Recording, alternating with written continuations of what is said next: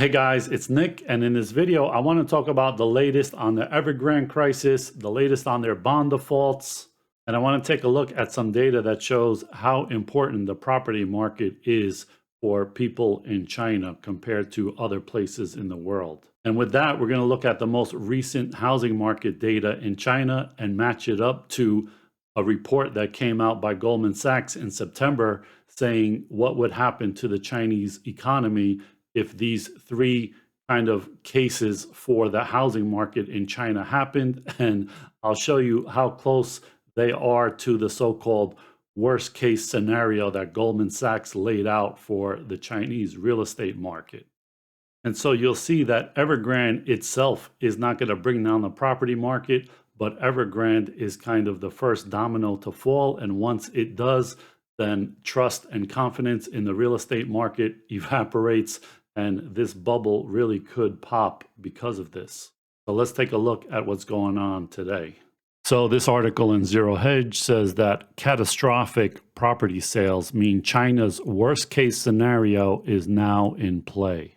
So they say no matter how the Evergrande drama plays out, whether it culminates with an uncontrolled chaotic default or distressed asset liquidation, a controlled restructuring where bondholders get some compensation, or with Beijing blinking and bailing out the core pillar of China's housing market, remember that Evergrande is just a symptom of the trends that have whipsawed China's property market in the past year, which has seen significant contraction as a result of Beijing policies seeking to tighten financial conditions as a part of Xi's new common prosperity drive, among other things, seeks to make housing much more affordable to everyone, not just the richest. So they say any contagion from the ongoing turmoil in the property sector will not impact the banks because they are all state-owned entities, and their exposure to insolvent developers can easily be patched up by the state.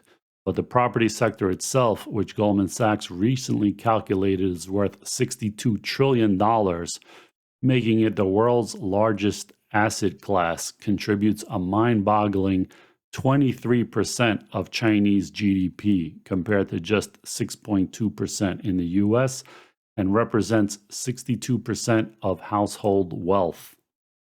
So to realize just how important Evergrande and the property market is in China, look at the value of these asset classes. In China, the value of residential property is 62 trillion compared to fixed income, meaning bonds and CDs and that kind of stuff, is only 19 trillion, and equity, meaning stocks in the stock market, is only 13 trillion. So almost 5 times more in real estate than in stocks, compared to the US, where stocks are 47 trillion compared to just 34 trillion in real estate. Japan, 10 trillion in residential real estate compared to 7 trillion in stocks. And the UK has 2.5 times more in real estate than in stocks, and Australia is 3 times more in real estate than in stocks.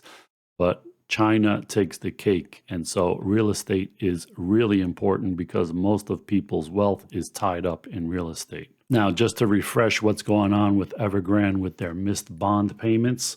So they missed 2 bond interest payments worth 131 million between September 23rd and September 29th, which they supposedly have a 30-day grace period. Now, on the jumbo fortune, 260 million principal payment due last Friday on October 3rd, they had a 5-day grace period in terms of any kind of administrative or technical error. Well, those 5 days have now passed, so they are now in default. And the problem isn't just that default. The problem is the risk of cross default for the real estate giants' other dollar bonds.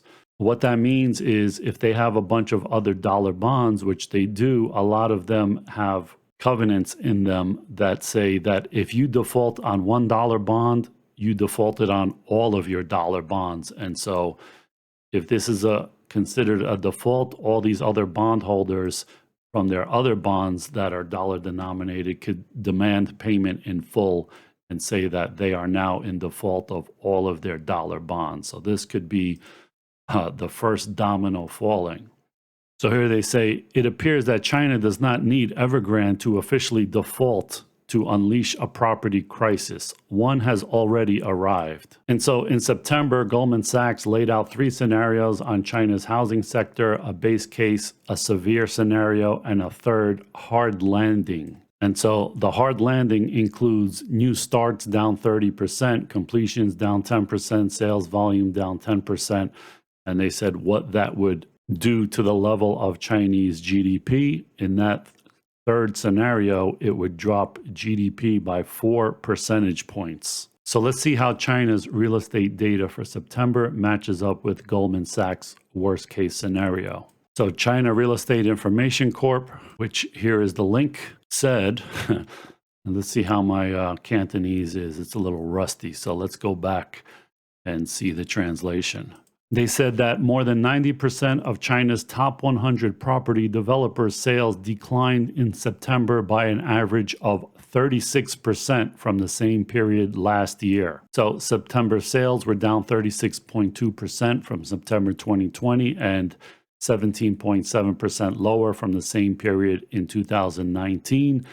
Deepening a downward spiral that started in July. And among companies, 60% of developers saw sales decrease by more than 30% year over year in September. Beijing, Shenzhen, and Guangzhou saw transaction volume of residential properties decline 30% year over year, while Shanghai fell 45%. So these numbers are scarier than Goldman Sachs' so-called worst case scenario. And this is before Evergrande has even officially defaulted, which would lead to a big freeze in the property market as buyers hold off expecting liquidation fire sales from the property giants in hopes of getting bargains. So they say the problem is that in addition to being the world's largest asset, China's property market is also the world's largest Ponzi scheme. And without constant inflow of new capital, it would implode, especially when factoring in the 90 million vacant apartments which just sit inert and which would promptly be dumped by anxious owners, flooding the market with excess inventory and sending prices crashing. And so it says it didn't take long for the market to notice what's going on and sell off the stocks of other so-called healthy property developers. So obviously market participants have seen this and have been selling off the stocks of other China property developers that are supposedly still healthy.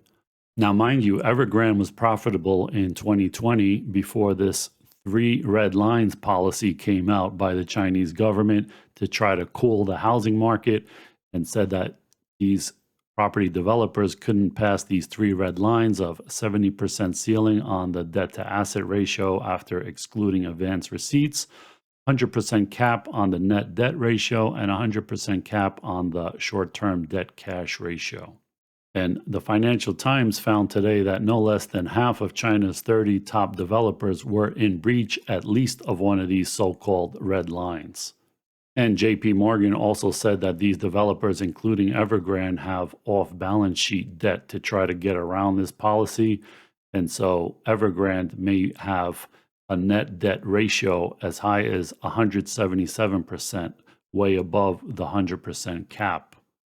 So because of this, bonds of companies like Fantasia, which also defaulted last week, have been tumbling, and the yields on the Chinese dollar junk bonds have been as high as 17.5%, the highest in about a decade since the 2009 financial crisis. Debt veteran Michael Lowy said that developers are facing a triple whammy with dwindling access to offshore financing, catastrophic September pre-sales, and a limited onshore banking market. Translation: both organic and external sources of cash have dried up. And so what is the realistic view of the holders of these dollar bonds? Do you subscribe to that view that the dollar bond holders are probably last in line here? Absolutely. I don't think they might be. I think they are. It is very obvious that the priority is to complete units, look after contractors, payables, looking after home buyers, then looking after onshore bondholders, and eventually, if there is anything left in the pie, to offshore bondholders. And so Bloomberg has a credit stress indicator. And so their onshore credit stress indicator is up to level 3 in September from 2 in August. And the offshore was at level 4 in August and now is at level 6, the highest level in September.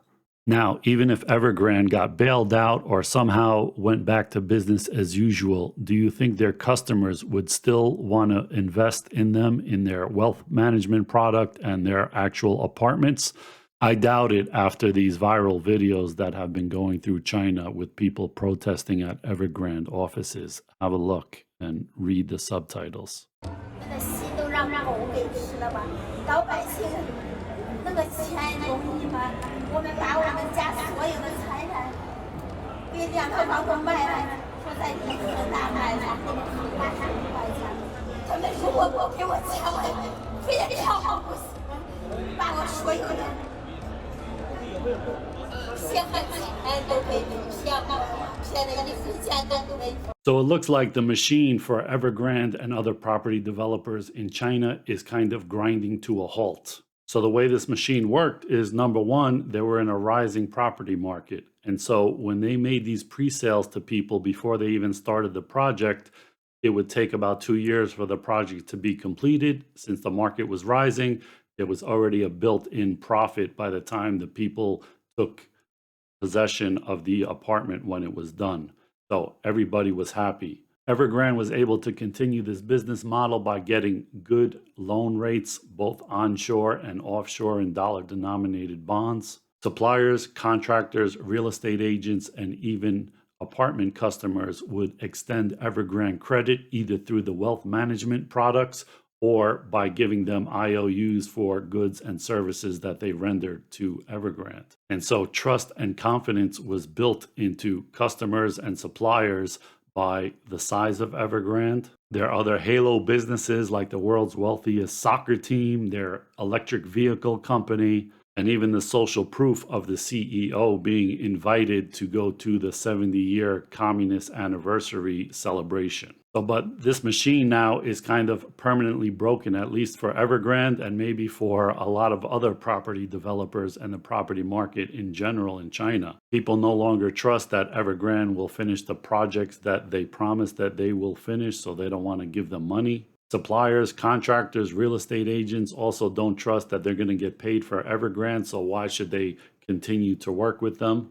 And foreign lenders of the dollar bonds will demand much higher interest rates or maybe won't even lend any money at all to Evergrande and other Chinese developers. This will probably depend on if they feel they got treated fairly on the default in Evergrande and Fantasia and any other Chinese developer bonds that are going to happen in the future. But once trust is lost and people see these videos of people being wiped out of their life savings by Evergrande and all these kinds of things, the euphoria of the real estate market or any market, stock market, crypto market, whatever, could come crashing down, and it falls a lot quicker than it rises, and it takes a long time to get rebuilt back up. So if you like this video, hit the thumbs up, and I'll see you in the next one. Thanks for watching, guys.